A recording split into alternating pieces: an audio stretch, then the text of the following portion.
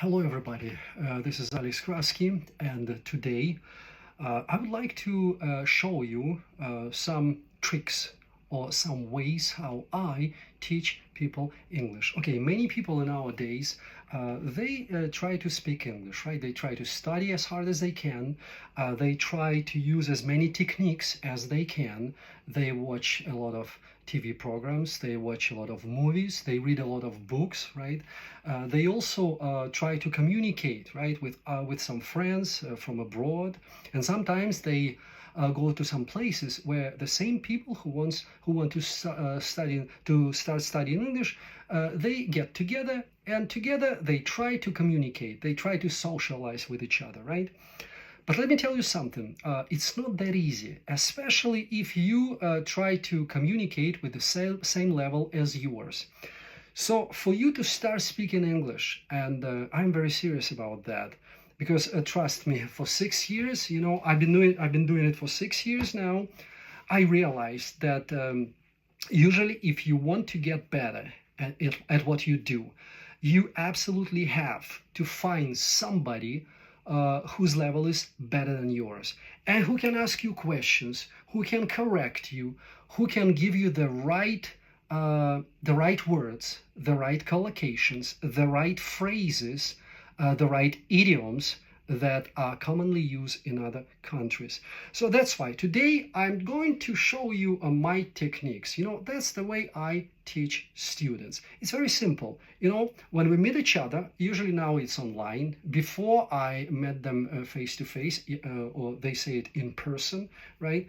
But in our days, at this time, right?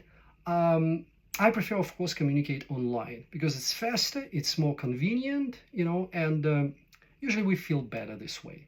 Me and my students, we feel much better when we communicate, and we both see each other on the screen. Now, that's the first thing. We meet each other, right? And then I ask them questions. For example, and this is only, of course, for students who can speak English.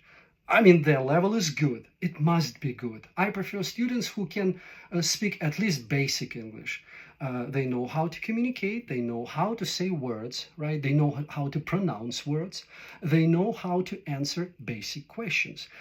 Those questions that I'm going to ask you now, they're not simple. Some of those questions are not simple. But if I see that for you, it seems pretty difficult, then I'll ask you, of course, simpler questions, more easier questions for you.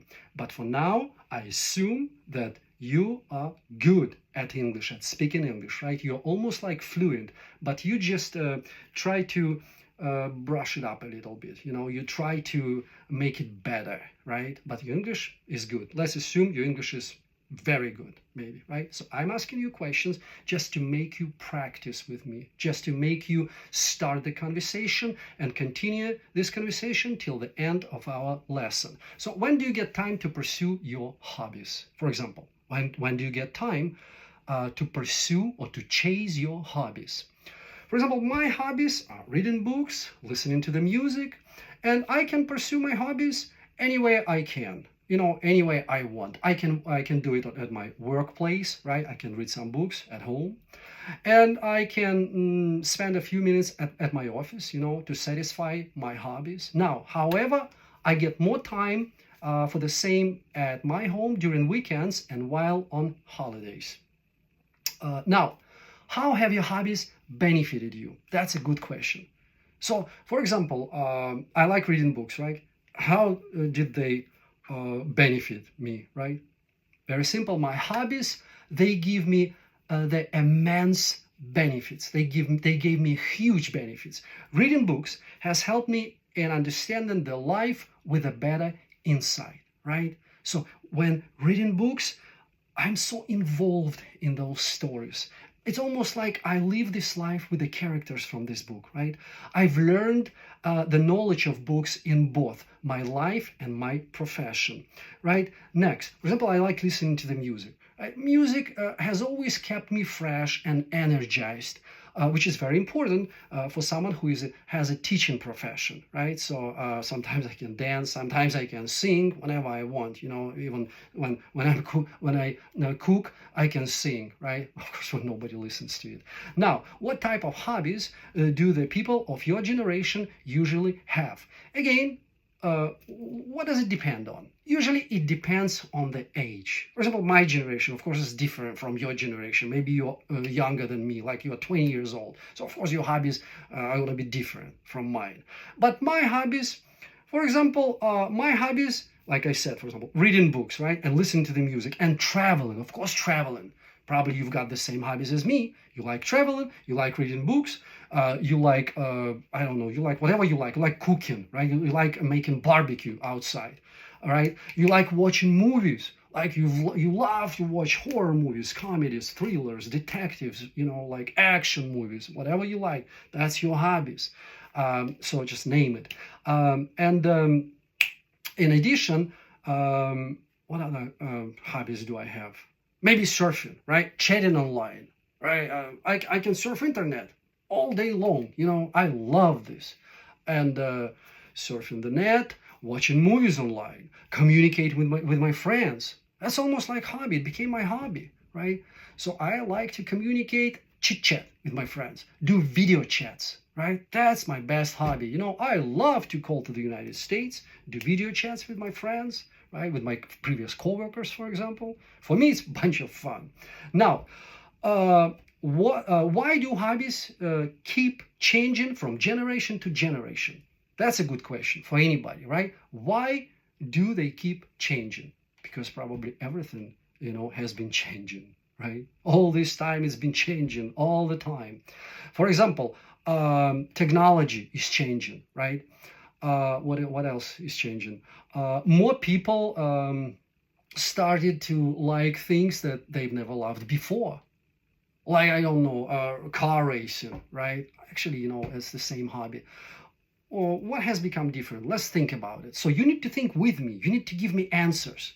For example, if you like to listen some type of music, right? Long time ago, maybe people they didn't have CDs, they didn't have DVDs, they didn't even have TVs before. So before, maybe they loved to listen to people who played some musical instrument. For example, they played piano, or they played violin, right? Or they played some kind of musical instruments. I don't know, but hobbies in our past used to be very different. I'm sure of that. And you need to tell me that. Now, how do you think are hobbies useful to us? And you need to answer, like, for example, they are useful in many ways. Like, we can use our time in a creative manner, right? For example, my hobbies, painting, drawing, making sketches, and it's very creative. It's very useful for me, and they also can help us to earn our name. For example, right now, what is the favorite people? What's the favorite people's theme, right, or subject? TikTok, or whatever they call it. I'm not a big TikTok fan, right? But now, since I've been listening to all this recent news, everybody likes TikTok. So why not? Maybe in future I will be the biggest fan of TikTok, and I'm sure for somebody it's a hobby, TikTok. So anyway, I try to explain you how it works. I'm asking you questions, you answering these questions, and usually I ask questions which are not that easy. For people who use English, who speak English, I try to make it a little bit more difficult for them. Because if I give you just simple things, it's very easy to answer them. So I will try to make it harder for you. In this case, you will learn more words. And, the more questions I ask, it's like I'm bombarding you with this question. Like, for example, that's the easy question for you. What do you think? Do you think employees should be paid more for weekends, right? That's a very good question. Do you think they should be paid more? Like, for example, if you work on weekend, right? Weekends are very useful. You know, you can go to the movies, you can play video games, you can spend it with your friends. You know, you can go to karaoke club, you can go to the bar, you can go to the discotheque. I don't know where people go now at these days, but let me tell you something. If the owner of the business is asking you to go to work on weekends, right? First of all, I think it would be really fair from him to pay you like maybe not double, but at least 1.5. You know, at least some in America they call it overtime or extra hours. So, for example, if I make $10 per hour, usually they pay me $15 per hour if I work on weekends. You know, or if I work, for example, at night, they'll pay me 1.5. So that's all I wanted to tell you. It's that's a system I use. I talk. I ask you, you answer. And then when you answer me, not the way I like it, I'll try to rephrase it. I'll try to ask you the same questions, but from different ways, you know. And I want you to answer those questions. And the answer should satisfy me. If I'm satisfied, I'll go ahead and go to some other question. So, guys, you're always welcome to my classes. My name is Alex Kraski, and you always can write me the letter, or you can find me on profi.ru. Ребята, вы можете меня найти на profi.ru, и я там числюсь как учитель. Вы можете посмотреть на мои отзывы, вы можете посмотреть, как я веду уроки, там много видео. Вы также можете найти меня Алекс Краски, это на YouTube видео, там я много видео повыставлял. Вот когда-то был известным художником, сейчас я преподаю английский, поэтому welcome to my classes. And it was a pleasure to talk to you guys. You know, hope see you next time in my classroom. Okay, guys, we'll see you next time. Bye-bye.